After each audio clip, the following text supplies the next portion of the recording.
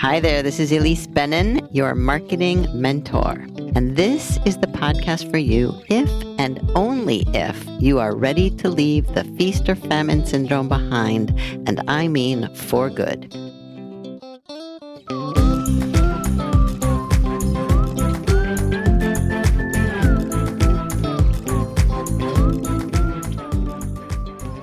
Who really has the power in the relationship between you and your client? You may feel like they do, but that is actually not the case. If it were, you might as well just get a job. One of the main reasons to be self-employed and to shoulder that responsibility is so that you aren't at the mercy of anyone, especially your client. So in today's episode, I talk about that with executive coach and author Melody Wilding, whose new book, Managing Up, is just out. So listen and learn.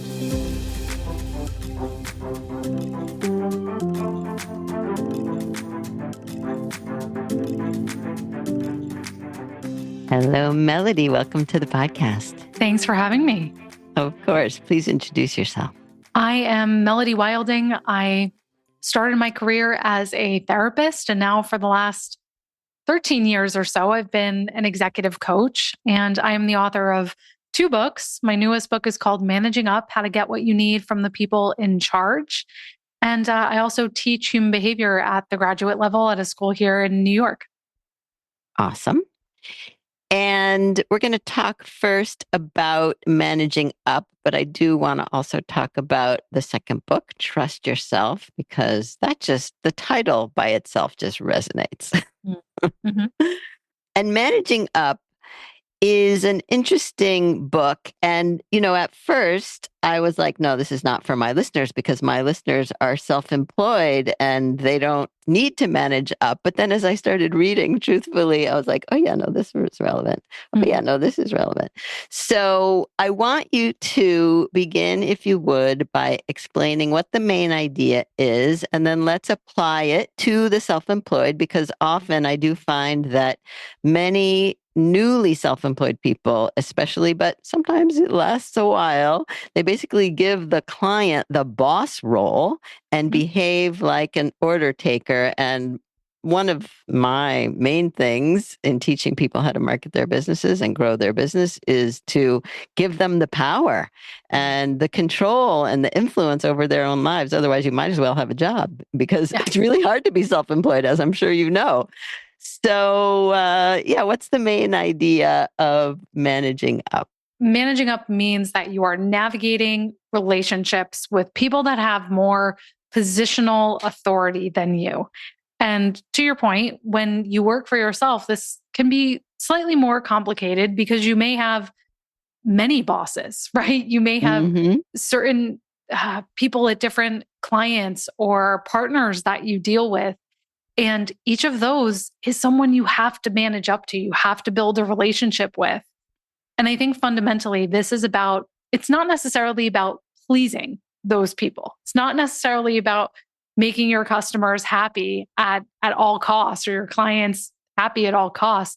Managing up is about creating the conditions for your success.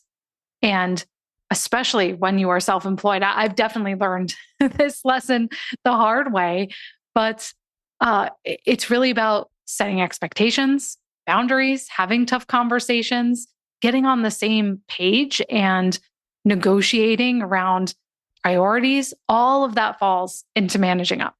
Mm-hmm.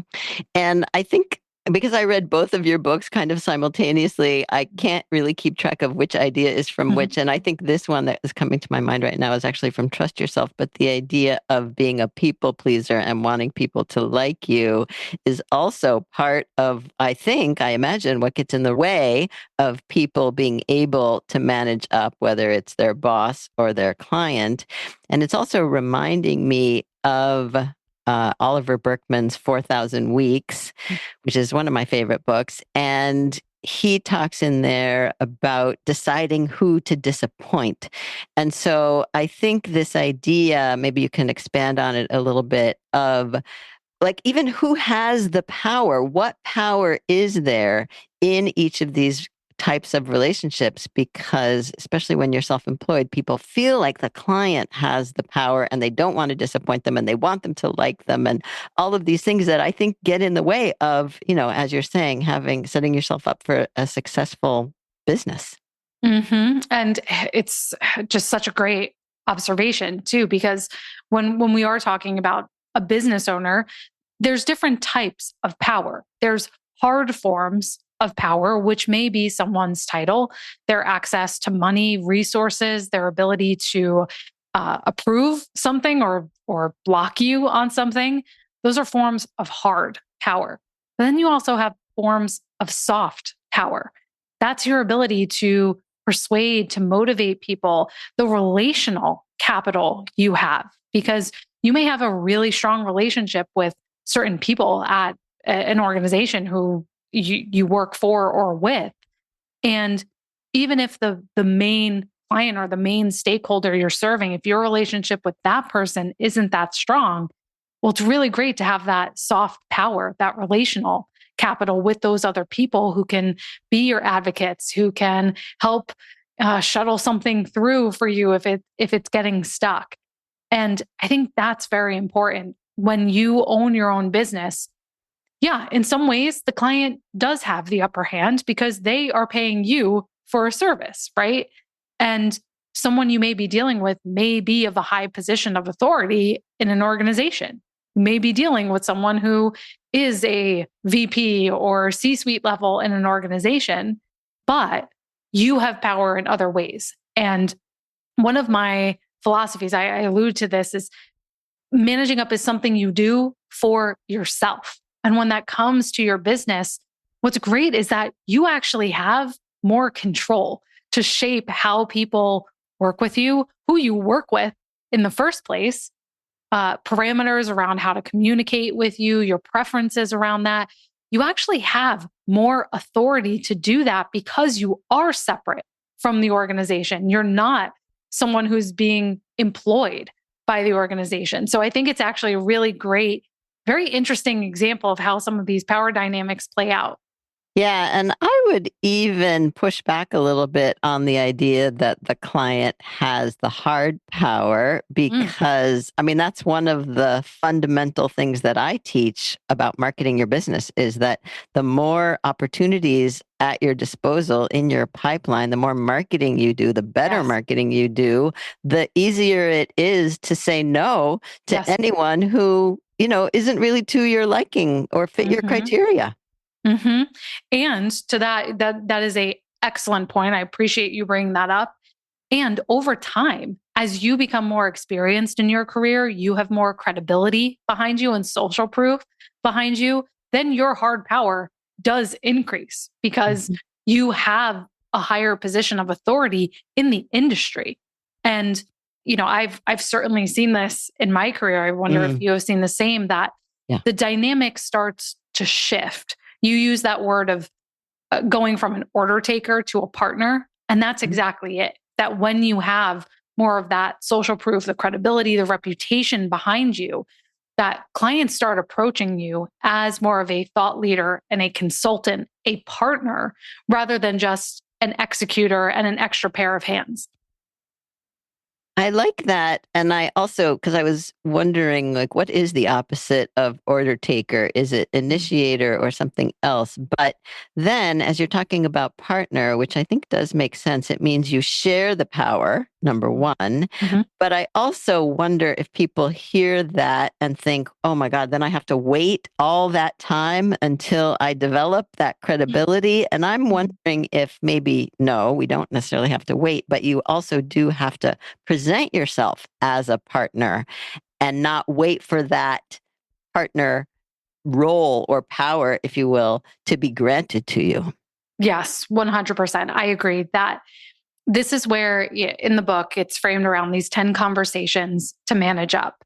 And the idea is that the conversations start with the most fundamental and layer on to more advanced and more specific ones. And the first two conversations are the alignment and the styles conversation. Alignment is what are we focusing on?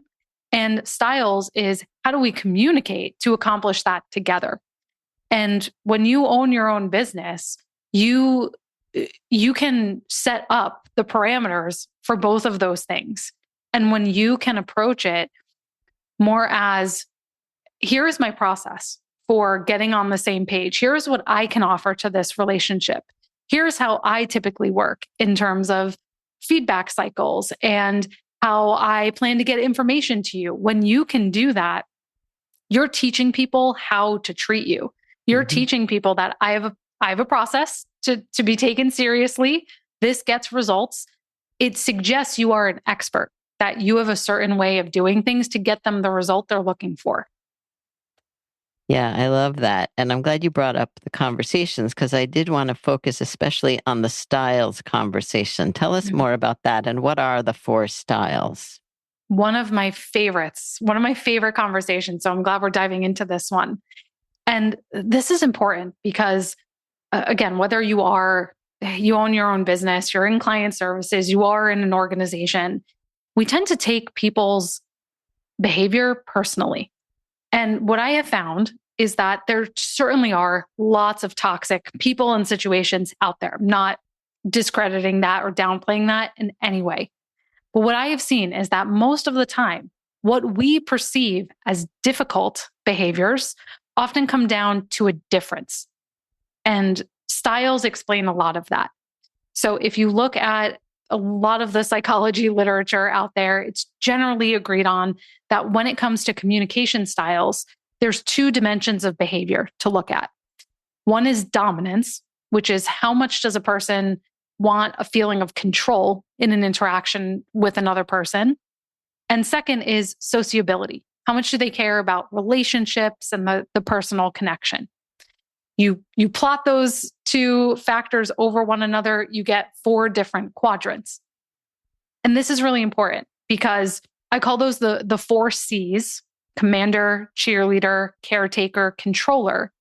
And when you can place the people you are working with roughly in one of those quadrants, of course, no person is all one thing, but it allows you to decode their behavior so you can understand, why is this person doing this? If they are using, if they just respond to your email with okay instead of, 3 paragraphs of feedback, certainly I know at some points in my own business, I would have taken that really personally and think this person hates me. They're going to fire me.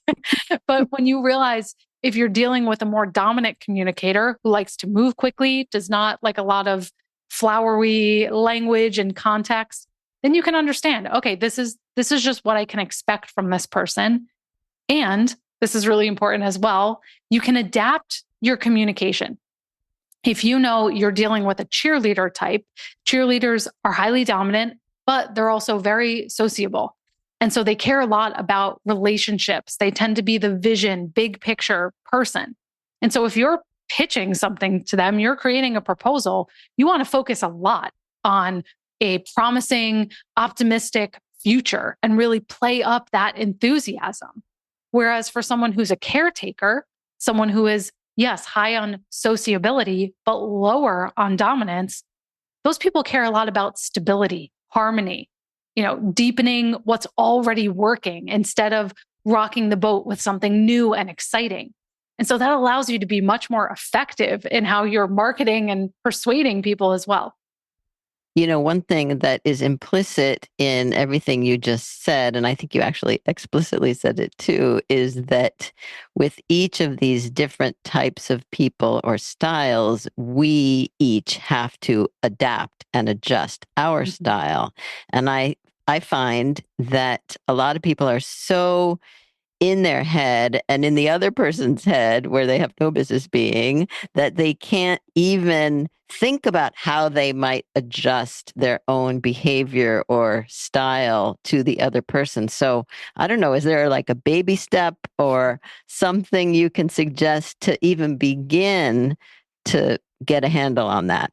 Yes. And there's an exercise in that chapter that I call the Me Manual, which is a great practice, even if you don't end up sharing it with anybody.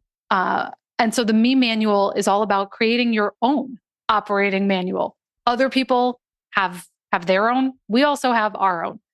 And so your me manual is really starting to get explicit and actually articulating what are my preferences around communication? Am I more of the big picture person? Do I like to be in the nitty gritty details? How much line of sight do I need into what's happening with a project? How often do I like updates? How do I like to give and receive feedback? What are my working hours or non negotiables around boundaries I have? Most of us never pause to think about that. Yet we hit those friction points where we know this is not working for me. And so your me manual, especially if you own your own business, can be really valuable, not just to help you create expectations with your clients, but also as you grow to communicate with your own team or contractors you work with.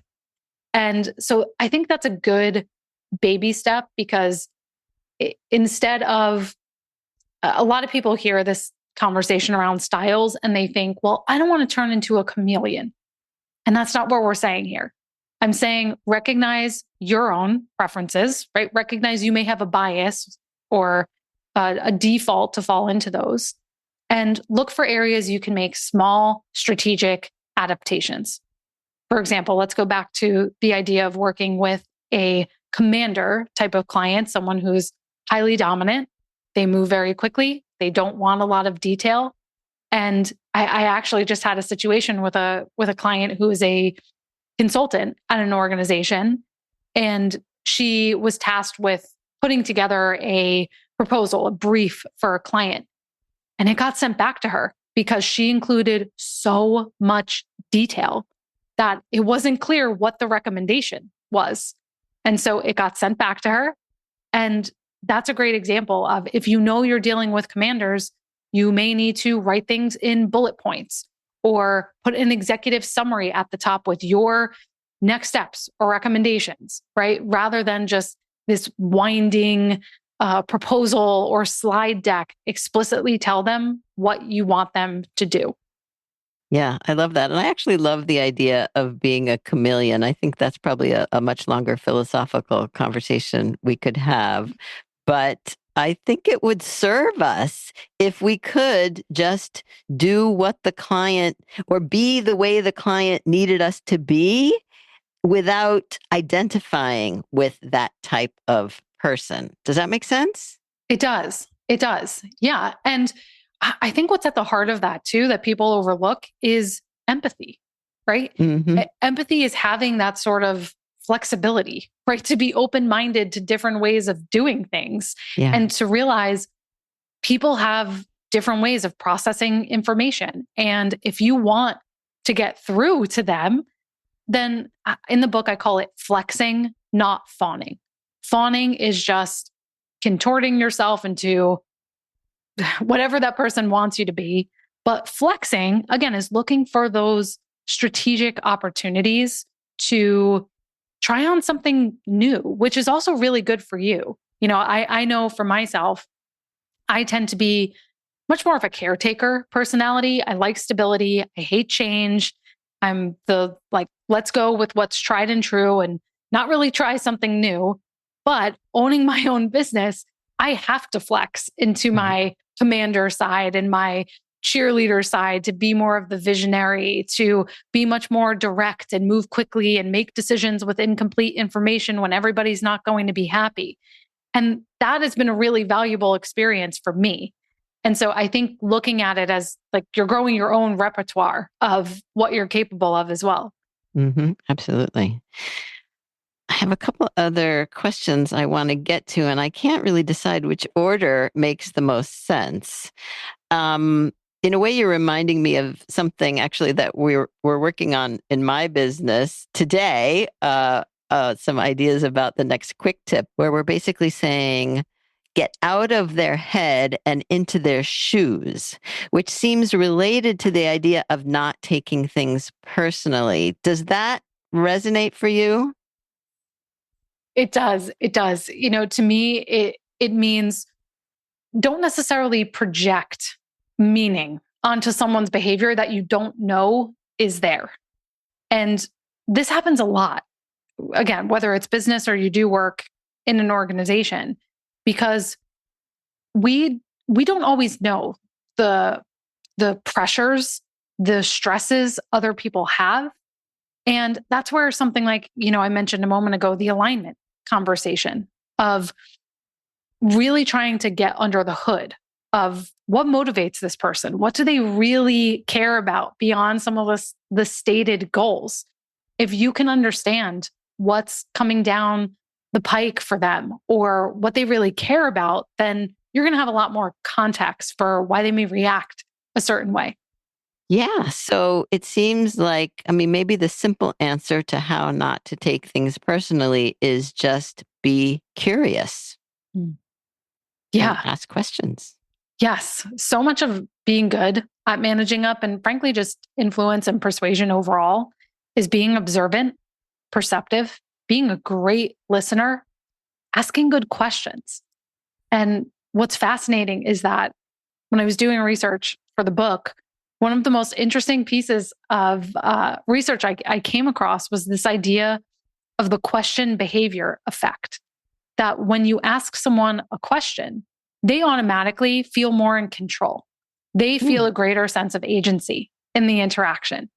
And so I think that comes in, even with client relationships where let's say you're having a heated exchange about they're not happy about something, you delivered.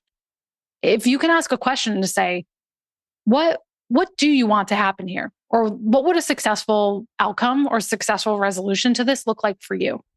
Right? That instantly makes them feel like I'm being heard. We're you recognize this is important to me. Totally changes the dynamic. Yeah, I could see that. You write in the book also about digital body language. Explain what that is, please. Yes. And I do have to say, this is not my concept. This comes Okay. from an author, Erica Dawan. And she talks about this idea, yes, digital body language, that, of course, we have classic nonverbal body language. But today, so much of how we convey feelings comes through our digital interactions. Everything from do you use a period instead of an exclamation point or title case versus all caps? Do you talk in bullet points or in full sentences? What emojis do you use? And so this is another way we have to be aware of even mirroring other people's language. Because if you're dealing with a client that's very formal in their communications and you're, using LOL and emojis, that's going to feel off for them. And it may lead them to perceive you in a certain way, maybe not take you as seriously. Hmm. And so looking at those nuances, picking up on that too is often just as important as what you're verbally communicating to them. Yeah, it's funny, when I read digital body language, what I immediately thought of and kind of saw in my own brain was how you present in a Zoom meeting, for example, Mm. when the video is on. And what you're describing sounds less like body language and more like just digital language or digital vernacular. And it reminded me also of like those, I guess, GIFs is what you call them, those animated GIFs, which really bug me. But so many people seem to love them. I see. I am a GIF lover, and I think it's because I find it as a way to communicate like an extra layer of subtext or emotion. I don't know. I scroll right past them. I don't. There's like too much activity. That's for my I brain. can I see don't that. like it. I can see that. All right, two more questions. Because as I was reading, again, I had this other thought of, well, maybe I should read this book from the boss's perspective of being managed up. Because I have two teams of people suddenly, just in the past year, really, who are now supporting me so beautifully. And so I just started kind of imagining how they might read this book and how they might treat me differently or how would they see me in the four C's. So I don't know, say something if you would about the boss's perspective. Yeah, yeah. As you kind of hinted at my kind of secret motive here, which is I hope managers read this book and think about how can I make it easier to manage up to me? Mhm. Because again, at the end of the day, this does benefit you as well. And, I think managers can lead the way, can offer, hey, let's do this me manual as an exercise as a team and share this so that it becomes more institutionalized, right? Rather than people feeling a bit sheepish about sharing this. And even things like in conversations, this is another example of, I guess this could be a form of digital body language, but on Zoom meetings, do you speak first? Or do you Right. allow there to be silence and let other people jump in with ideas? Mhm. Because as soon as you, as a leader, jump in, then because of that power dynamic, other people are less likely to speak. And you can also offer what I love to tell people to do is at the beginning of a project, have a conversation up front about the fact that this is not going to go according to plan. We're going to have disagreements. We're not going to see eye to eye. How do you want to handle that when it happens? And again, you as the manager bring that up. It creates psychological safety Mm. for other people to feel comfortable raising those tough topics to you. And that's really beneficial because things are going to get off tracks and you want people to feel secure bringing that up, coming to you. Well, I mean, I think that's advice that applies to any kind of relationship anyway, because people seem to be so afraid of friction and conflict and trying to avoid it. And it seems like that's where the problems arise anyway. Mhm. And I think we should talk to Crown Publishing about a boss's version of this book, because even if it's implicit, I think it needs to be very explicit. And a book called, Being Managed Up or something like that. Yes, I love that follow up. All right. My last question. I've decided that this is going to be my last question on every podcast for a while because AI is changing everything so fast. So, as of, mid-February 2025, how do you think AI will affect a few of these things that we're talking about? Any of what we're talking about? Oh, I think it already has. Can I tell you a quick story about this? Please, yeah. So my husband is a copywriter, and as in like sales copy and things like that. Yeah, a lot of my listeners and clients are too. Yes. And so he's freelance now. And he was working with a newer client to him. He's working on a pretty big sales letter project. And he, in addition to writing the copy, he's also sort of serving as the creative director for one of the videos. And it has not been going according to plan, mostly because the video design team is really not following through on some of the feedback, really not listening to some of the feedback and it not being up to standards. And flash forward now that they're finally getting ready for the project to go live. And the CEO of that organization came to my husband and said, I really appreciate it and we will work with you again because of how you handled this situation. You have been able to keep your cool and navigate this with such diplomacy and tact. And I have never seen someone, especially a freelancer, be able to do that. Mm-hmm. And that I think is at the core. AI will faster and faster be able to replace some of the technical skills, but it is never going to be able to replace the people management, the people dynamic side of it. And so your ability to navigate those emotional, political landmines and to build trust with other people, that's going to be your competitive advantage in business because the work itself will be dime a dozen. Yeah. And, unfortunately, the quality won't be great, but what will set you apart is your service, your ability to build relationships over time and that trust.